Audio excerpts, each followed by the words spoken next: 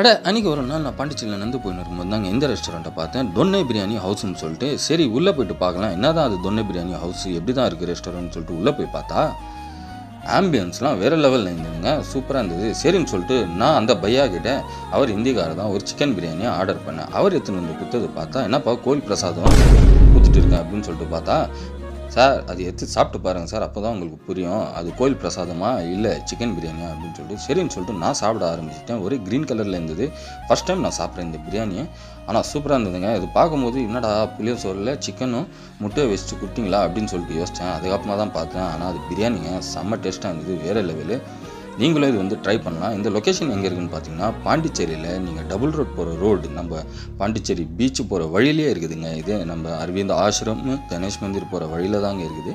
ஆனால் பிரியாணி சொல்கிறீங்களா, அல்டிமேட்டுங்க, வேறு லெவல் டேஸ்ட்டு.